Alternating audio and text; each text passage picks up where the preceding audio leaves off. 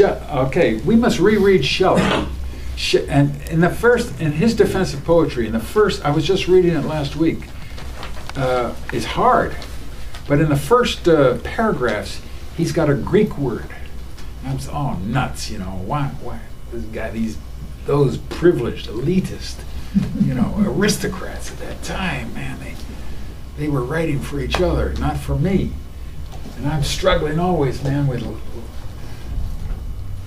And the word was making. The footnote said the making. And then suddenly I think, man, does Edward Thompson, he wrote the Making the English Working Class, the book that meant so much to you.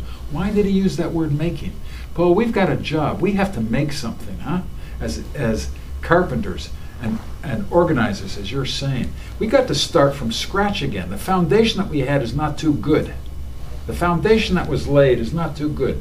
We can bring some experience and some knowledge, but we must rebuild. This is what I'm thinking anyway. So I was wondering Edward Thompson, when he wrote The Making the English Working Class in 1963, he wasn't talking about the 19th century. He was talking about the 20th century. Okay, he wanted people, what are we going to do? Because he knows that us historians, we go into the past because we tremble in the present. We go to the past to escape.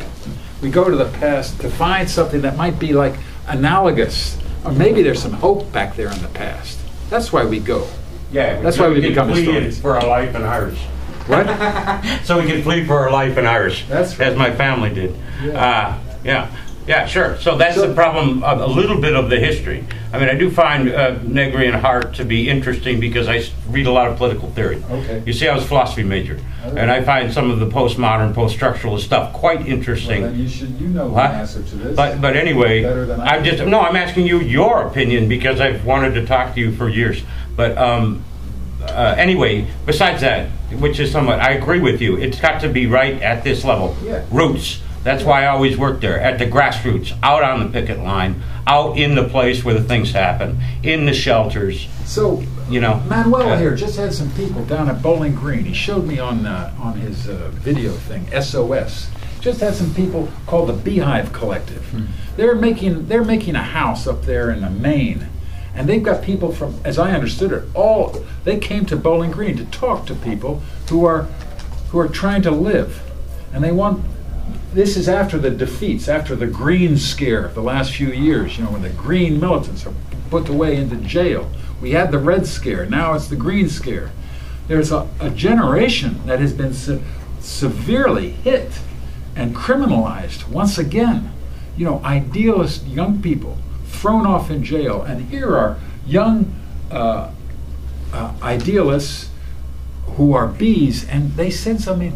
Why are they called bees? Because they pollinate among the grassroots. Yes, I agree. The same thing, I've talked a lot with Alan about this in the Alan space here, of which there was in the past what was called Performance Network, and then it became the Tech Center.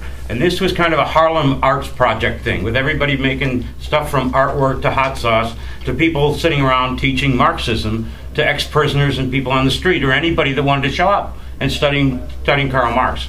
Whatever, in the various documents and presenting things. Now, there's no political will among these green democratic realtors that run this goddamn town.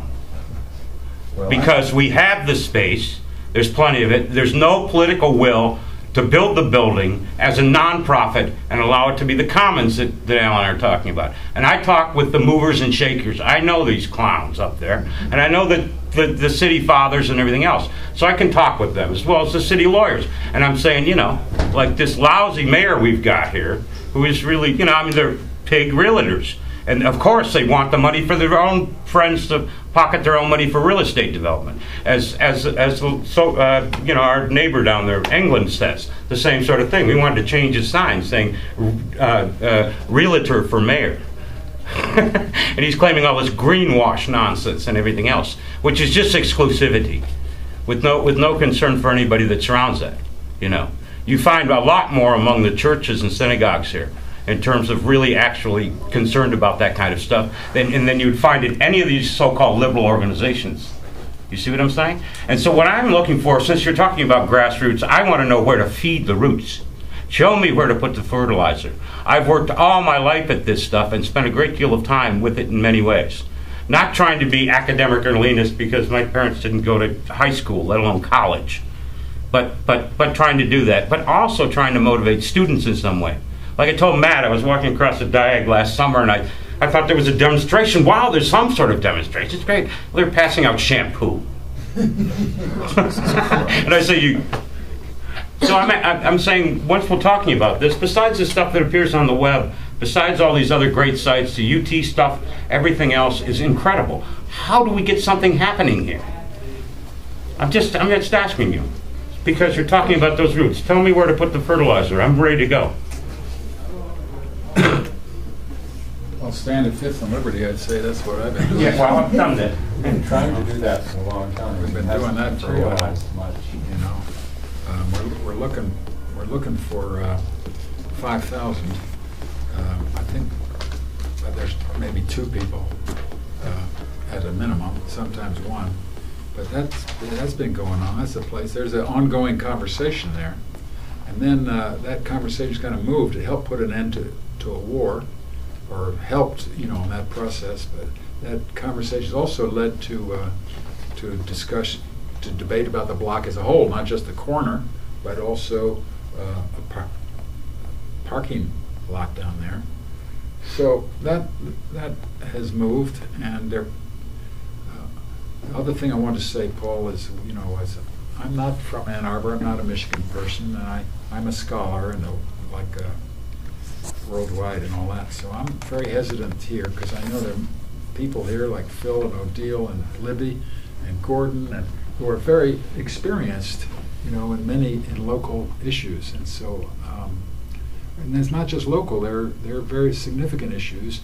And Paul, I also want to say to you that your words already, man, are the cinders and ashes of fire. You know, so. Is that good? That is good. That's the way Shelley's poem "Ode to the West Wind" ends. Yeah. You know, well, with the wind that brings the leaves down, that are red and green and yellow and black, also blows the clouds and also raises the waves. This is in his poem. I don't have it by heart, but he likens his own words to that power of the west wind, and it's fall that this poem is, and he's thinking of the spring.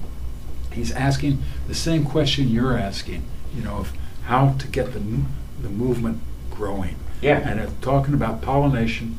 Okay, this is spring. The last best thing we had here was during the newspaper strike, where we would show up at Borders and dealing with the problem there, which I thought was the best. And these are trade unionists, both UAW writers, Wobblies, Trotskyites, all of Washtenaw County skilled building trades people that were there. And we shouted down various scabs legally, and of course the cops. Well, I talk to the cops all the time before I do that, because I say, I'll walk your picket line too, my friend. We're not going to do anything against the law. There's no violence. We're going to activate. Know the Constitution. So I talked to the PR cops. It's cool. They just come in. But we're basically asking why these people were electronic scabs with the newspaper strike. And that's the biggest time I actually felt that I was involved in something that wasn't just sort of patting themselves on the back, sort of, pinko bourgeoisie liberals. Yeah, okay. I'm quite serious. I don't mean, but it's difficult that way. Well, you know better than I. We live in Okay. a bubble here in Ann Arbor. This is what I was talking to you about Detroit earlier.